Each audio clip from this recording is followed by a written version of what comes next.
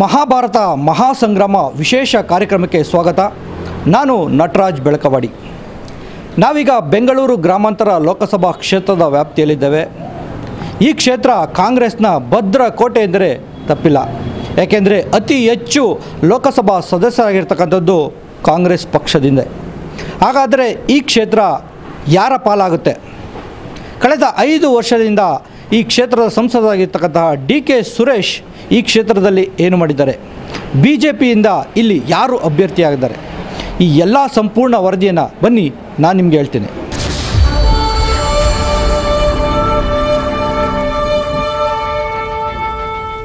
ಬೆಂಗಳೂರು ಗ್ರಾಮಾಂತರ ಲೋಕಸಭಾ ಕ್ಷೇತ್ರ ದೇಶ ಕಂಡ ಅತಿ ದೊಡ್ಡ ಲೋಕಸಭಾ ಕ್ಷೇತ್ರದಲ್ಲಿ ಒಂದು. ಹಾಲಿ ಇಲ್ಲಿ ಕಾಂಗ್ರೆಸ್ನ ಸಂಸದರಾದಂತಹ ಡಿ.ಕೆ. ಸುರೇಶ್ ಲೋಕಸಭಾ ಸದಸ್ಯರಾಗಿದ್ದಾರೆ. ಒಟ್ಟು ಲೋಕಸಭಾ ಕ್ಷೇತ್ರದಲ್ಲಿ 8 ವಿಧಾನಸಭಾ ಕ್ಷೇತ್ರದಲ್ಲಿ 4 ಕಾಂಗ್ರೆಸ್, 3 JDS, ಕೇವಲ 1 ಮಾತ್ರ BJP ಶಾಸಕರಿದ್ದಾರೆ. ಆದರೂ ಕೂಡ ಇಲ್ಲಿ ಹೇಗಾದರೂ ಮಾಡಿ ಸಂಸದ ಡಿ.ಕೆ. ಸುರೇಶ್ನ ಸೋಲಿಸಲೇಬೇಕು ಅನ್ನೋ ನಿಟ್ಟಿನಲ್ಲಿ ಭಾರಿ ರಣತಂತ್ರ BJP ಮಾಡ್ತಾರೆ. ಹಾಗಾದರೆ BJP ಯಾವ ರಣತಂತ್ರ ರೂಪಿಸ್ತಾ ಇದ್ದಾರೆ? ಹೇಗಿದೆ ಈ ಚುನಾವಣಾ ಕ್ಷೇತ್ರ? ಪ್ರತಿಷ್ಠಿತ ಕ್ಷೇತ್ರದಲ್ಲಿ ಪ್ರತಿಷ್ಠೆಯ ಹೋರಾಟ. ಘಟಾನುಘಟಿ ನಾಯಕರ ನಡುವೆ ಎಲೆಕ್ಷನ್ ಸಮರ.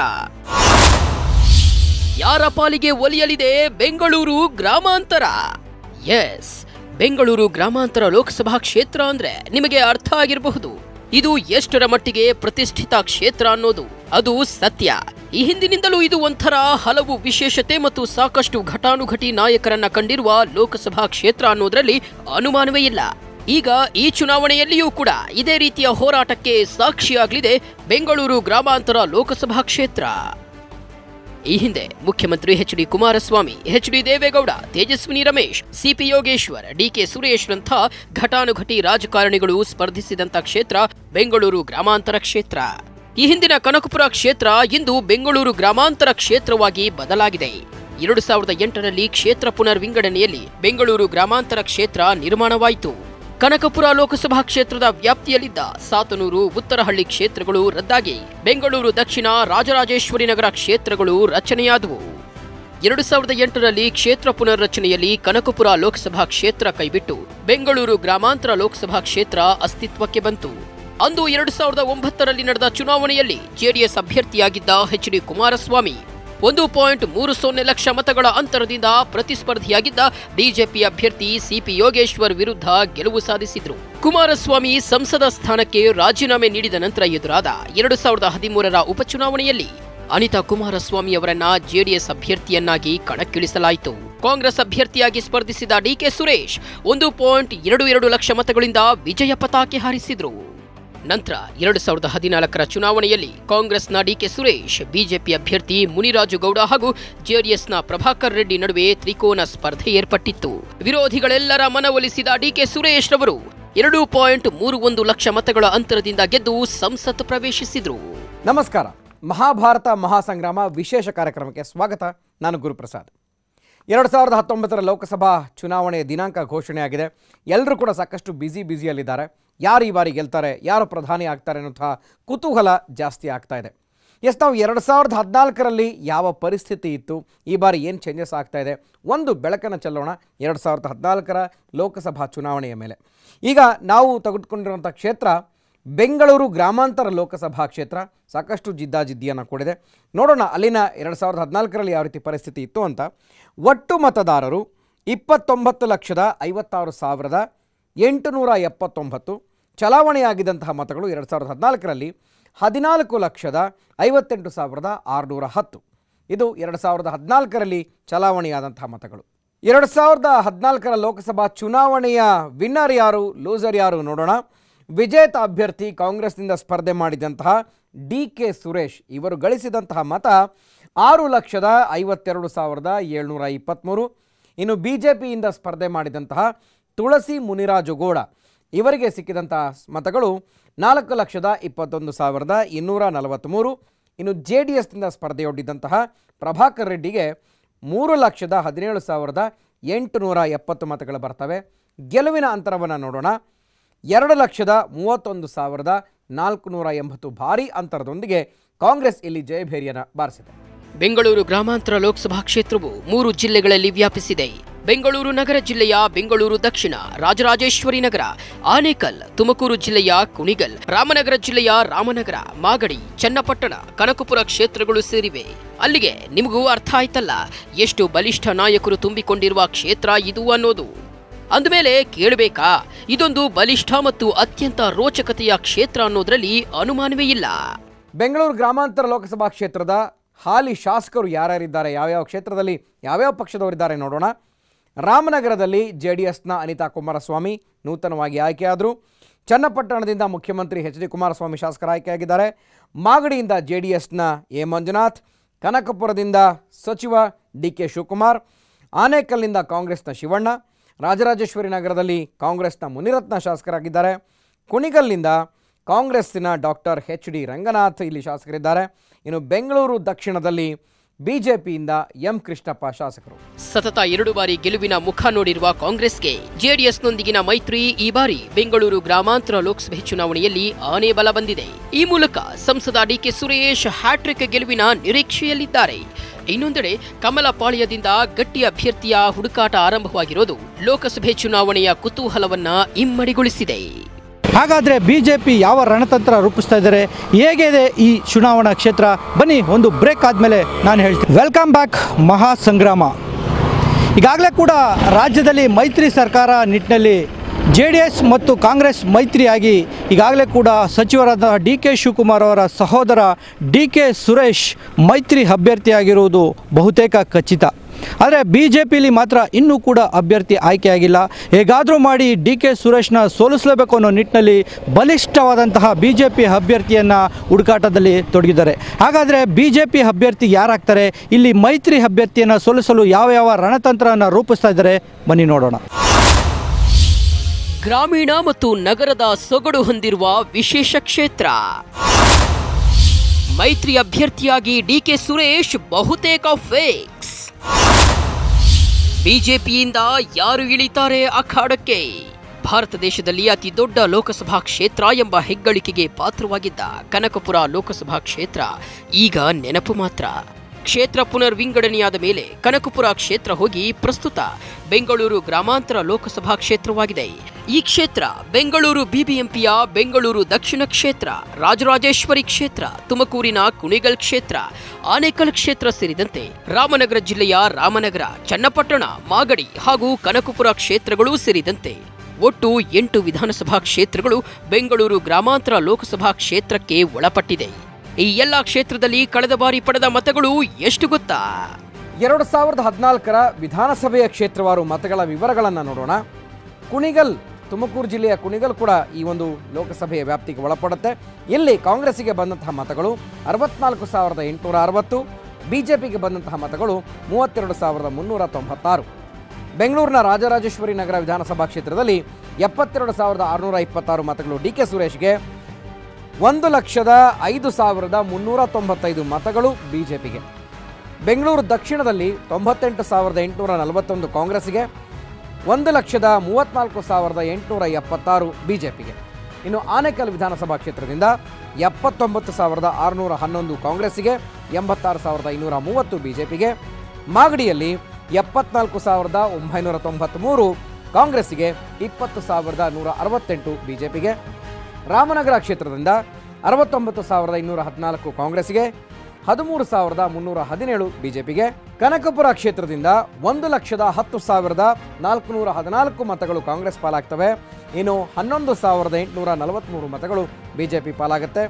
ಚನ್ನಪಟ್ಟಣ ವಿಧಾನಸಭಾ ಕ್ಷೇತ್ರದಲ್ಲಿ 81,224 ಮತಗಳು ಕಾಂಗ್ರೆಸ್ ಪಾಲಾದರೆ 17,018 ಮತಗಳು ಬಿಜೆಪಿ ಪಾಲಾಗುತ್ತೆ. ಈ ಕ್ಷೇತ್ರದ ಮತ್ತೊಂದು ವಿಶೇಷ ಅಂದ್ರೆ ನಗರ ಹಾಗೂ ಗ್ರಾಮೀಣ ಸೊಗಡು ಮೇಳೈಸಿರೋದು.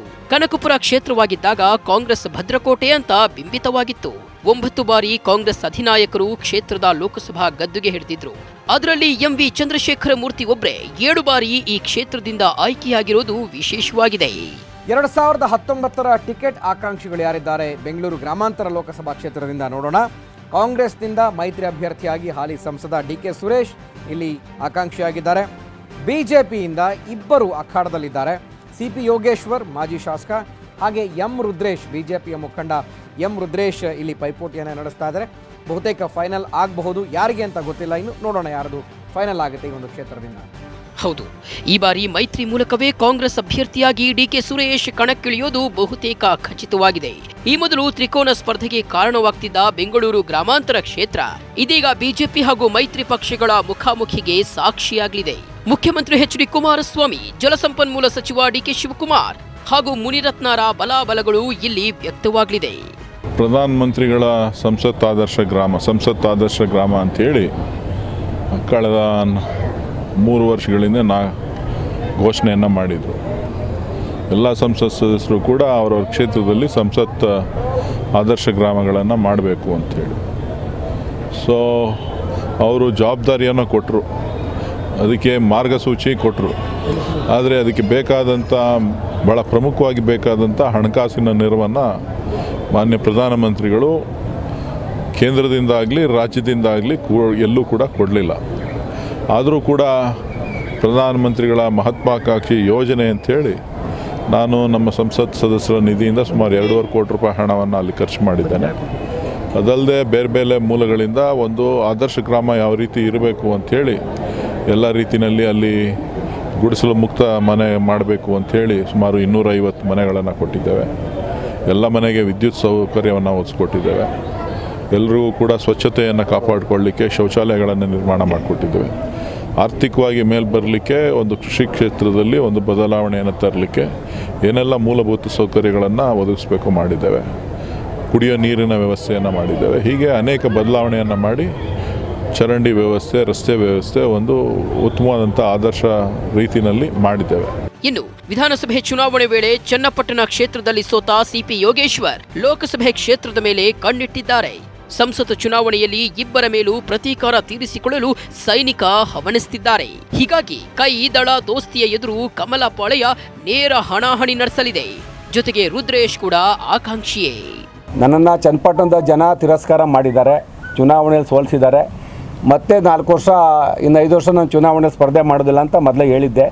ಈಗ ಹಾಲೆ ಹತ್ತತ್ರ 1 ವರ್ಷ ಆಗ್ತಾ ಬಂದಿದೆ. ಇನ್ನೂ 4 ವರ್ಷ ಚುನಾವಣೆ ಚನ್ನಪಟ್ಟಣದಲ್ಲಿ ಬಂದರೆ ಅಲ್ಲೇ ಸ್ಪರ್ಧೆ ಮಾಡಬೇಕು.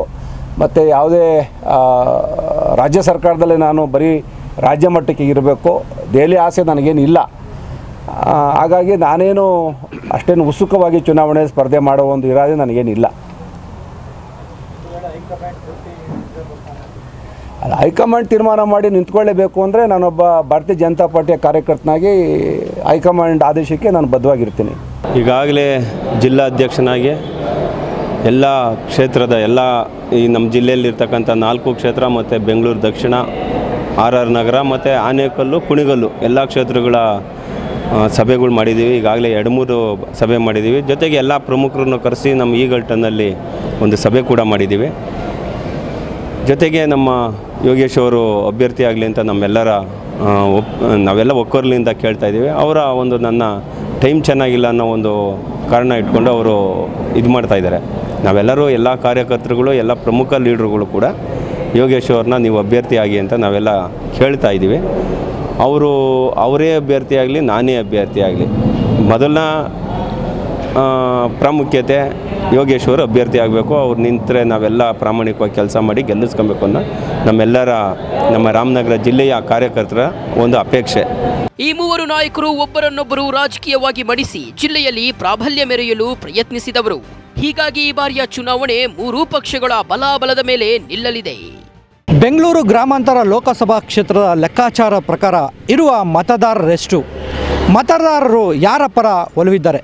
ಬನ್ನಿ, ಬ್ರೇಕ್ನ ನಂತರ ನಾನು ಹೇಳ್ತೇನೆ. ಬ್ರೇಕ್ನ ನಂತರ ಮತ್ತೊಮ್ಮೆ ಮಹಾಸಂಗ್ರಾಮಕ್ಕೆ ಸ್ವಾಗತ. ಈ ಕ್ಷೇತ್ರದಲ್ಲಿ ಒಕ್ಕಲಿಗ ಮತದಾನವೇ ಪ್ರಮುಖವಾಗಿದೆ. ಏಕೆಂದರೆ ಇರುವ 23 ಲಕ್ಷ ಮತದಾರರಲ್ಲಿ ಸುಮಾರು 7 ಲಕ್ಷಕ್ಕೂ ಹೆಚ್ಚು ಮತದಾರರು ಒಕ್ಕಲಿಗ ಜನಾಂಗದವರೇ ಕೂಡಿದೆ. ಈ ಹಿನ್ನೆಲೆಯಲ್ಲೇ ಕೂಡ ಮೈತ್ರಿ ಅಭ್ಯರ್ಥಿಯಿಂದ ಪ್ರಬಲ ನಾಯಕರಾದಂತಹ ಡಿಕೆ ಸುರೇಶ್ ಇಲ್ಲಿ ಅಭ್ಯರ್ಥಿ ಆಗ್ತಾ ಇದ್ದಾರೆ. ಅದರಂತೆ BJPಯಿಂದಲೂ ಕೂಡ ಒಕ್ಕಲಿಗರ ಪ್ರಬಲ ನಾಯಕನನ್ನು ಅವರ ಎದುರು ನಿಲ್ಲಿಸಬೇಕು, ಈ ಚುನಾವಣೆ ಹೇಗಾದರೂ ಮಾಡಿ ಗೆಲ್ಲೇಬೇಕು ಅನ್ನೋ ನಿಟ್ಟಿನಲ್ಲಿ ಭಾರಿ ರಣತಂತ್ರವನ್ನು ರೂಪಿಸ್ತಾ ಇದ್ದಾರೆ. ಆದರೆ BJPಯಿಂದ ಯಾರಿಗೆ ಟಿಕೆಟ್ ಕೊಡ್ತಾರೆ, ಇಲ್ಲಿ ಕ್ಷೇತ್ರದ ಮತದಾರರು ಎಷ್ಟು, ಯಾರ ಪರ ಮತದಾರರ ಒಲವಿದೆ, ಈ ಎಲ್ಲ ಮಾಹಿತಿಯನ್ನು ನಾನು ಹೇಳ್ತೀನಿ ಬನ್ನಿ. ಹೇಗಿದೆ ಬೆಂಗಳೂರು ಗ್ರಾಮಾಂತರ ಕ್ಷೇತ್ರದಲ್ಲಿ ಅಭಿವೃದ್ಧಿ ಕಾರ್ಯ? ಈ ಚುನಾವಣೆ ಬಗ್ಗೆ ಕ್ಷೇತ್ರದ ಜನತೆ ಏನ್ ಹೇಳ್ತಾರೆ? ಬೆಂಗಳೂರು ಗ್ರಾಮಾಂತರ ಲೋಕಸಭಾ ಕ್ಷೇತ್ರವು 3 ಜಿಲ್ಲೆಗಳಲ್ಲಿ ವ್ಯಾಪಿಸಿರೋದು ಅನುಕೂಲವೂ ಹೌದು, ಸಮಸ್ಯೆಯೂ ಹೌದು. ಬೆಂಗಳೂರು ನಗರ ಜಿಲ್ಲೆಯ ಬೆಂಗಳೂರು ದಕ್ಷಿಣ, ರಾಜರಾಜೇಶ್ವರಿ ನಗರ, ಆನೇಕಲ್, ತುಮಕೂರು ಜಿಲ್ಲೆಯ ಕುಣಿಗಲ್, ರಾಮನಗರ ಜಿಲ್ಲೆಯ ರಾಮನಗರ, ಮಾಗಡಿ, ಚನ್ನಪಟ್ಟಣ, ಕನಕಪುರ ಕ್ಷೇತ್ರಗಳು ಸೇರಿವೆ. ಹಾಗಾದ್ರೆ ಈ ಚುನಾವಣೆಯ ಬಗ್ಗೆ ಹಾಗೂ ಸಂಸದರ ಕಾರ್ಯದ ಬಗ್ಗೆ ಜನ ಏನ್ ಹೇಳ್ತಾರೆ ಅಂತ ನೋಡೋಣ ಬನ್ನಿ. ನಾವೀಗ ಬೆಂಗಳೂರು ಗ್ರಾಮಾಂತರ ಲೋಕಸಭಾ ಕ್ಷೇತ್ರಕ್ಕೆ ಸೇರಿದಂತಹ ಒಂದು ಚಿಕ್ಕ ಹಳ್ಳಿಯಲ್ಲಿದ್ದೇವೆ. ಬನ್ನಿ, ಇಲ್ಲಿ ಸಾಕಷ್ಟು ಮತದಾರರು ಇಲ್ಲಿದ್ದಾರೆ. ಈಗಾಗಲೇ ಕೂಡ ಲೋಕಸಭಾ ಚುನಾವಣೆ ಕೂಡ ಬರ್ತಾ ಇದೆ. ಈ ಲೋಕಸಭಾ ಚುನಾವಣೆಗೆ ಇಲ್ಲಿಯ ಮತದಾರರು ಏನು ಹೇಳ್ತಾರೆ ಕೇಳೋಣ. ಈಗಾಗಲೇ ಕೂಡ ಲೋಕಸಭಾ ಚುನಾವಣೆ ಬರ್ತಾ ಇದೆ, ಏನು ಅನಿಸ್ತದೆ? ಇವಾಗ 5 ವರ್ಷಕ್ಕೊಂದ್ಸತ ಬರ್ತಾ ಇರುವಂಥ ಈ ಲೋಕಸಭಾ ಚುನಾವಣೆ ಇದು ನಡೀಲೇಬೇಕು. ಹಾಗಾಗಿ ನಾವು ಚುನಾವಣೆಗೆ ಮತ ಹಾಕೋಕ್ಕೆ ರೆಡಿ ಇದ್ದೀವಿ. ಈ ಕ್ಷೇತ್ರದ MP DK ಸುರೇಶ್ ಇದ್ದಾರೆ. ಅವರು ತುಂಬ ಹಲವಾರು ಕೆಲಸಗಳನ್ನ ಮಾಡಿದ್ದಾರೆ. ಈ ಏನು ನರೇಗಾ ಯೋಜನೆ ಅನ್ನೋದನ್ನ ಪ್ರತಿ ಗ್ರಾಮ ಪಂಚಾಯತಿಗಳಿಗೆ ಹೋಗಿ ಪಂಚಾಯತಿ ಅಧಿಕಾರಿಗಳನ್ನ ಕರೆಸು, ಅವ್ರನ್ನ ಗ್ರಾಮ ಪಂಚಾಯತಿ ಇರುವಂಥ ಗ್ರಾಮಗಳನ್ನ ವ್ಯಾಪ್ತಿಯಲ್ಲಿ ಏನು ಕಾಮಗಾರಿ ಬರ್ತವೆ ಅವೆಲ್ಲ ಮಾಡಿಸಿ ಒಂದು ಅಭಿವೃದ್ಧಿಯನ್ನು ಮಾಡಿದ್ದಾರೆ. ಏನನ್ಸಿದೆ ಸರ್, ಮಾಮೂಲಿ 5 ವರ್ಷಕ್ಕೊಂದ್ಸಾರಿ ಬರ್ತಾರೆ, ಓಟ್ ಕೊಡಿ ಅಂತಾರೆ, ಓಟ್ ಕೇಳ್ತಾರೆ, ನಾವು ಓಟ್ ಹಾಕ್ತೀವಿ ಅಷ್ಟೇ. ಮತ್ತು ತಿರ್ಗಿ 5 ವರ್ಷಕ್ಕೆ ಬರೋದು ಅವರು. ಅಲ್ಲಿವರೆಗೂ ಏನು ಬರೋದಿಲ್ಲ, ಒಂದು ಕೊರತೆ ಏನು ನೋಡಲ್ಲ. ಅದು ಮಾಮೂಲಿ ಇದ್ದದ್ದೇ ಎಲ್ಲ ಕಡೆನೂ ಅದು ನಡೀತಾ ಇದೆ. ಇಲ್ಲಿ ಈ ಕ್ಷೇತ್ರದಲ್ಲಿ ಈಗ ಲೋಕಸಭಾ ಕ್ಷೇತ್ರದ ಅಭ್ಯರ್ಥಿಯಾಗಿ ಸುರೇಶ್ ಅವರು ಇಲ್ಲಿ ಆಗಿರ್ತಕ್ಕಂಥದ್ದು, ಅವ್ರು ಅಭಿವೃದ್ಧಿ ಮಾಡಿದ್ದಾರೆ. ಇಲ್ಲಿ ಅಭಿವೃದ್ಧಿ ಒಂದು ತಕ್ಕ ಮಟ್ಟಿಗೆ ಒಂದು 5% 10% ಅವರು ಮಾಡಿದ್ದಾರೆ. ಆದರೆ ಇನ್ನೂ ಬೇಕಾದಷ್ಟಿದೆ ಮಾಡೋದು, ಮಾಡಬೇಕಾಗುತ್ತೆ. ಇನ್ನೂ ಮಾಡಿದ್ರೇ ಸರ್ ಒಳ್ಳೆ ಅಭ್ಯರ್ಥಿ ಅನ್ಸ್ಕೊಳ್ಳೋದು. ಮಾಡಲೇಬೇಕು ಅವರು, ಮಾಡ್ತಾರೆ ಅನ್ನೋ ನಂಬಿಕೆ ನಮಗಿದೆ, ಮಾಡ್ತಾರೆ ಅನ್ನೋ ಒಂದು ಭರವಸೆ ನಮಗಿದೆ. ಈ 5 ವರ್ಷದಲ್ಲಿ ಅವರು ನಿಮ್ಮ ಗ್ರಾಮಕ್ಕೆ ಬಂದು ಕೆಲವು ಅಭಿವೃದ್ಧಿಯನ್ನು ಮಾಡಿದ್ದಾರೆ ಏನು ಅಂತ? ಬಂದಿದ್ದಾರೆ, ನಮ್ಮ ಗ್ರಾಮಕ್ಕೆ ಬಂದಿದ್ದಾರೆ, ಎಲ್ಲ ನನಗೆ ಬರಲಿಲ್ಲ, ಬೇರೆ ಕಡೆ ಎಲ್ಲ ಬಂದಿದ್ದಾರೆ, ಆದಷ್ಟು ಮಾಡಿದ್ದಾರೆ. ಬಟ್ ಅವ್ರು ಬಂದು ಇನ್ಮೇಲೆ ಮಾಡಿದ್ರೆ ಅವ್ರು ಒಳ್ಳೆ ಅಭ್ಯರ್ಥಿಯಾಗಿ ಉಳಿಬೇಕು ಅಂತ ನಮಗೆ ಒಂದು ಆಸೆ ಇದೆ. ಅಲ್ಲದೆ ಇಲ್ಲಿನ ರಾಜಕೀಯ ಚಿತ್ರಣದ ಬಗ್ಗೆ ಕ್ಷೇತ್ರದ ರಾಜಕೀಯ ಮುಖಂಡರೊಂದಿಗೆ ನಮ್ಮ ಪ್ರತಿನಿಧಿ ನಟರಾಜ್ ಮಾತನಾಡಿದ್ದಾರೆ. ಏನ್ ಹೇಳ್ತಾರೆ ನೋಡೋಣ. ಸರ್, ಇನ್ನು BJP ಅಭ್ಯರ್ಥಿ ಇಲ್ಲಿ ಯಾರು ಅಂತ ಆಗಿಲ್ಲ, ನೀವು ಯಾವ ರೀತಿ ಸಿದ್ಧತೆ ಆಗಿದೆ? ಸರ್, ಇಲ್ಲ, BJP ಅಭ್ಯರ್ಥಿ ಯಾರು ಅನ್ನೋದು ಮುಖ್ಯ ಅಲ್ಲ. ಮಾನ್ಯ ನಮ್ಮ ಜಿಲ್ಲಾಧ್ಯಕ್ಷರು ರುದ್ರೇಶ್ ಅವರು ನಮ್ಮ ಬೆಂಗಳೂರು ಗ್ರಾಮಾಂತರ ಲೋಕಸಭಾ ವ್ಯಾಪ್ತಿಲಿ ಈಗಾಗಲೇ ಗ್ರಾಮ ಪಂಚಾಯಿತಿ ಮಟ್ಟದಲ್ಲಿ ಪ್ರತಿ ಕಾನ್ಸ್ಟಿಟ್ಯೂನ್ಸಿಯಲ್ಲೂ ಕೂಡ ಸಭೆಗಳು ಮಾಡ್ಕೊಂಡು ಬರ್ತಾ ಇದ್ದಾರೆ. ಈಗಾಗಲೇ ಮೊನ್ನೆಗೆ ಒಂದು 35 ಹೋಬಳಿನ ಆಲ್ರೆಡಿ ರೀಚ್ ಮಾಡಿದ್ದಾರೆ. ಇವತ್ತು ಮೇರಾ ಬೂತ್ ಸಬ್ಸೆ ಮಜಬೂತ್ ಅಂತ ಏನು ಕೇಂದ್ರದ ಏನು ಪ್ರೋಗ್ರಾಮ್ ಇದೆ, ಆ ಪ್ರೋಗ್ರಾಮ್ನ ಇವತ್ತು ಚನ್ನಪಟ್ಟಣದಲ್ಲಿ ಯಶಸ್ವಿಯಾಗಿ ಮಾಡಬೇಕು ಅಂತ ಉದ್ದೇಶ ಇಟ್ಕೊಂಡಿದ್ದೀವಿ. ಬೆಂಗಳೂರು ಗ್ರಾಮಾಂತರ ಲೋಕಸಭಾ ಕ್ಷೇತ್ರ ವ್ಯಾಪ್ತಿಲಿ BJPಯ ಪಕ್ಷದ ಮತದಾರರು ಸಾಕಷ್ಟು ಇದ್ದಾರೆ. ಜೊತೆಗೆ ಗೆಲ್ಲುವಂತಹ ಮತದಾರರ ಅಭ್ಯರ್ಥಿಗಳು ನಮ್ಮ ಕ್ಷೇತ್ರದಲ್ಲಿ ಇದ್ದಾರೆ. ಇದರಿಂದ ನಮಗೆ ಖಂಡಿತ ಒಳ್ಳೆಯದು ಆದಾಯ ಆಗ್ತದೆ. ಇಲ್ಲಿ JDS ಅಭ್ಯರ್ಥಿ ಇಲ್ಲದೇ ದಿವಸದಿಂದ JDSನ ಏನು ಮತ ಇದೆ ಆ ಮತ ಭಾರತೀಯ ಜನತಾ ಪಕ್ಷದ ಕಡೆ ಅದು 100% ವಾಲ್ತದೆ. ಈ ಕ್ಷೇತ್ರದಲ್ಲಿ DK ಸುರೇಶ್ ತನ್ನದೇ ಆದ ವರ್ಚಸ್ಸು ಹೊಂದಿದ್ದಾರೆ. ಅಭಿವೃದ್ಧಿ ವಿಷಯದಲ್ಲಿ ಯಾರೊಂದಿಗೂ ಕೂಡ ರಾಜಿ ಇಲ್ಲ, ಪಕ್ಷ ಭೇದ ಮರೆತು ಅಭಿವೃದ್ಧಿ ಮಾಡ್ತಾರೆಂದು ಸ್ಥಳೀಯರು ಹೇಳ್ತಾರೆ. ಸರ್, ಒಂದು ವೈಯಕ್ತಿಕವಾಗಿ ತೆಗೆದುಕೊಳ್ಳೋದಾದರೆ ನಮ್ಮ DK ಸುರೇಶ್ ರವರು ಇದ್ದಾರಲ್ಲ, ಅವರಂಥ ಒಂದು ಸಂಸದರು ಇಡೀ ನಮ್ಮ ಕರ್ನಾಟಕದಲ್ಲೇ ಪ್ರಥಮ ಸ್ಥಾನದಲ್ಲಿ ನಿಂತ್ಕೊಳ್ತಾರೆ. ನಾವು ಅವ್ರನ್ನ ಅತಿ ನಿಕಟದಿಂದ ಕೆಲವೊಂದು ವಿಚಾರದಲ್ಲಿ ಎಲೆಕೇವರಿ ಫ್ಲೈಓವರ್ ಬ್ರಿಡ್ಜು ಮಾಡೋದು ವಿಚಾರದಲ್ಲಿ ಎಲ್ಲ ಅವ್ರನ್ನ ಹತ್ತಿರದಿಂದ ತುಂಬವಾಗಿ ಅವರ ಕಾರ್ಯವೈಖರಿನ ಗಮನಿಸಿದ್ದೀವಿ. ಕ್ಷೇತ್ರದಲ್ಲಿ ಜಾತಿ ಲೆಕ್ಕಾಚಾರ ಹೇಗಿದೆ ಗೊತ್ತಾ? 2019ರ ಲೋಕಸಭಾ ಕ್ಷೇತ್ರದ ಅಂಕಿ ಅಂಶದ ವಿವರಗಳನ್ನು ನೋಡೋಣ. ಬೆಂಗಳೂರು ಗ್ರಾಮಾಂತರ ಲೋಕಸಭಾ ಕ್ಷೇತ್ರದಲ್ಲಿ ಒಟ್ಟು 8 ವಿಧಾನಸಭಾ ಕ್ಷೇತ್ರಗಳು ಬರ್ತವೆ. ಸೊ ಇಲ್ಲಿ ಪುರುಷ ಮತದಾರರ ಸಂಖ್ಯೆ 12,89,577, ಮಹಿಳಾ ಮತದಾರರ ಸಂಖ್ಯೆ 12,07,963. ಇವೆರಡನ್ನೂ ಸೇರಿಸಿದ್ರೆ ಒಟ್ಟು ಮತದಾರರು 24,97,889. ಜಾತಿವಾರು ಮತಗಳು ಈ ಕ್ಷೇತ್ರದಲ್ಲಿ ಎಷ್ಟಿದೆ ನೋಡೋಣ. ಯಾವ್ಯಾವ ಪಂಗಡಗಳು, ಸಮುದಾಯದವರು ಎಷ್ಟೆಷ್ಟು ಮತಗಳಿದ್ದಾವೆ ಅಂತ. ಒಕ್ಕಲಿಗರು ಅಧಿಕ ಸಂಖ್ಯೆಯಲ್ಲಿದ್ದಾರೆ. 7,10,000 ಮತದಾರರು ಒಕ್ಕಲಿಗ ಸಮುದಾಯದವರಿದ್ದಾರೆ. ಪರಿಶಿಷ್ಟ ಜಾತಿ, ಪರಿಶಿಷ್ಟ ಪಂಗಡದ ಸುಮಾರು 5,20,000 ಮತದಾರಿದ್ದಾರೆ. ಲಿಂಗಾಯತ ಸಮುದಾಯದ 2,60,000 ಮತಗಳು, ಕುರುಬ ಸಮುದಾಯದ 1,00,000 ಮತಗಳು, ಮುಸ್ಲಿಂ ಸಮುದಾಯದ 2,50,000 ಮತಗಳು ಮತ್ತು ಇತರೆ 4,00,000 ಮತದಾರರಿದ್ದಾರೆ. ಈ ಕ್ಷೇತ್ರದಲ್ಲಿ ಜಾತಿ ಲೆಕ್ಕಾಚಾರ ನೋಡಿದ್ರೆ ಒಕ್ಕಲಿಗ ಸಮುದಾಯದವರೇ ಇಲ್ಲಿ ಬಹುಸಂಖ್ಯಾತರು. ನಂತರದ ಸ್ಥಾನದಲ್ಲಿ ದಲಿತರಿದ್ದಾರೆ. ಈ ಕ್ಷೇತ್ರದಲ್ಲಿ ಒಕ್ಕಲಿಗ ಅಭ್ಯರ್ಥಿಗಳೇ ಗೆಲುವು ಸಾಧಿಸುತ್ತಾ ಬಂದಿದ್ದಾರೆ. ಬಿಜೆಪಿಯಿಂದ ಒಕ್ಕಲಿಗ ಅಭ್ಯರ್ಥಿಯಾದ್ರೆ ಒಕ್ಕಲಿಗ ಮತಗಳು ವಿಭಜನೆಗೊಳ್ಳುತ್ತೆ. DK ಸುರೇಶ್ ರವರು ಸೂರ್ಯಚಂದ್ರ ಇರುವುದು ಎಷ್ಟು ಸತ್ಯನೋ ಅವರು ನಮ್ಮ ಬೆಂಗಳೂರು ಗ್ರಾಮಾಂತರ ಕ್ಷೇತ್ರದಲ್ಲಿ ಎಲ್ಲ ಎಂಪಿಗಿಂತ ಅತ್ಯಧಿಕ ಬಹುಮತಗಳಿಂದ ಗೆಲ್ಲುವುದು ಅಷ್ಟೇ ಖಚಿತ. ಇನ್ನು ಮುಂದೆ ಏನು ಬದುಕಬೇಕು ಬಾಳಬೇಕು ಅಂದರೆ ನಮ್ಮ ಜನ ಸಮೃದ್ಧಿಯಾಗಿರಬೇಕು ಅಂದರೆ ಮೋದಿಯವರು ಬೇಕು ದೇಶಕ್ಕೆ. ಆ ಕಾರಣಕ್ಕೆ ನಾವು ಈ ಸತಿ MP ಓಟ್ಗೆ BJP ಅನ್ನೋದು ಮುಖ್ಯ ಅಲ್ಲ, ಮೋದಿ ಅಂತೇಳಿ ಓಟ್ ಹಾಕಬೇಕು. ಯಾವುದೇ ಪಕ್ಷ ಭೇದ ಮರೆತು ಈ ಸತಿ ಮೋದಿ ಅಂತೇಳಿ ಓಟ್ ಹಾಕಬೇಕು. ಇವತ್ತು ಪಾಕಿಸ್ತಾನ ಉಗ್ರವಾದಿಗಳು ಎಷ್ಟು ನಮ್ಮ ದೇಶದ ಇದ್ರ ಮೇಲೆ ಆಕ್ರಮಣ ಮಾಡ್ತಾವ್ರೆ ಅದನ್ನು ನಾವು ತಿಳ್ಕೋಬೇಕು. ಅದನ್ನು ಬಿಟ್ಟು ಬೇರೆ ಏನು ಯೋಚನೆ ಮಾಡಿದ್ರೂ ಪ್ರಯೋಜನ ಇಲ್ಲ. ಒಟ್ಟಾರೆ ಈ ಬಾರಿ ಬೆಂಗಳೂರು ಗ್ರಾಮಾಂತರ ಲೋಕಸಭಾ ಕ್ಷೇತ್ರದಲ್ಲಿ ಮೇಲ್ನೋಟಕ್ಕೆ ಮೈತ್ರಿ ಅಭ್ಯರ್ಥಿ ಪ್ರಬಲವಾಗಿ ಕಂಡು ಬಂದರೂ ಕೂಡ ಬಿಜೆಪಿಯಿಂದ ಸ್ಟ್ರಾಂಗ್ ಅಭ್ಯರ್ಥಿ ನಿಂತ್ರೆ ಈ ಬಾರಿ ನೇರ ಸ್ಪರ್ಧೆ ಇರೋದ್ರಲ್ಲಿ ಯಾವುದೇ ಅನುಮಾನ ಇಲ್ಲ. ಆದರೂ ಜನರ ತೀರ್ಮಾನ ಏನು ಅನ್ನೋದೇ ಕೊನೆಯ ಕುತೂಹಲ. ಕನಕಪುರ ಲೋಕಸಭಾ ಕ್ಷೇತ್ರ ಹೋಗಿ ಈಗ ಬೆಂಗಳೂರು ಗ್ರಾಮಾಂತರ ಲೋಕಸಭಾ ಕ್ಷೇತ್ರ ಆಗಿದೆ. ಇದುವರೆಗೂ ಕೂಡ ಕಾಂಗ್ರೆಸ್ನ ಭದ್ರಕೋಟೆ ಆಗಿದ್ದಂತಹ ಬೆಂಗಳೂರು ಗ್ರಾಮಾಂತರ ಲೋಕಸಭಾ ಕ್ಷೇತ್ರದಲ್ಲಿ 7 ಬಾರಿ ಹೆಸರೇ ಗೊತ್ತಿಲ್ಲದಂತಹ ಚಂದ್ರಶೇಖರ್ ಅವರು ಇಲ್ಲಿ ಲೋಕಸಭಾ ಸದಸ್ಯರಾಗಿದ್ದಾರೆ. ಅದನ್ನು ಬಿಟ್ಟರೆ ಜನತಾದಳದಿಂದ ಓರ್ವ ಹಾಗೂ BJPಯಿಂದಲೂ ಕೂಡ ಓರ್ವ ಸಂಸದರಾಗಿ ಆಯ್ಕೆ ಮಾಡಿದಂತಹ ಹೆಗ್ಗಳಿಕೆ ಈ ಕ್ಷೇತ್ರಕ್ಕಿದೆ. ಈಗಾಗಲೇ ಕೂಡ ಮೈತ್ರಿ ಅಭ್ಯರ್ಥಿ ಆಗಿರತಕ್ಕಂತಹ DK ಸುರೇಶ್ ಕ್ಷೇತ್ರದಲ್ಲಿ ಪ್ರಬಲ ಅಭ್ಯರ್ಥಿ ಆಗಿರತಕ್ಕಂಥದ್ದು ಹಿನ್ನೆಲೆಯಲ್ಲಿ ಹೇಗಾದರೂ ಮಾಡಿ ಕೂಡ ಇವರನ್ನು ಸೋಲಿಸಬೇಕು ಅನ್ನೋ ನಿಟ್ಟಿನಲ್ಲಿ ಕೂಡ ಏನು BJP ಒಂದು ರಣತಂತ್ರವನ್ನು ರೂಪಿಸ್ತಾ ಇದ್ದಾರೆ. BJP ಈ ಕ್ಷೇತ್ರದಲ್ಲಿ ಗೆಲ್ಲುತ್ತಾ ಗೊತ್ತಿಲ್ಲ. ಆದರೆ ಮತದಾರರು ಮುಂದಿನ ದಿನಗಳಲ್ಲಿ ಇದೆಲ್ಲದಕ್ಕೂ ಕೂಡ ಒಂದು ಉತ್ತರವನ್ನು ಕೊಡ್ತಾರೆ. ಇದು ಮಹಾಸಂಗ್ರಾಮದ ವಿಶೇಷ. ಮುಂದಿನ ಮಹಾಸಂಗ್ರಾಮದ ವಿಶೇಷದೊಂದಿಗೆ ನಾ ಭೇಟಿಯಾಗ್ತೇನೆ. ಕ್ಯಾಮ್ರಾ ಪರ್ಸನ್ ಚೇತನ್ ಜೊತೆ ನಟರಾಜ್ ಬೆಳಕವಾಡಿ. ನೀವು ನೋಡ್ತಿದ್ದೀರಾ TV5, ಇದು ವಾಸ್ತವದ ಪ್ರತಿರೂಪ.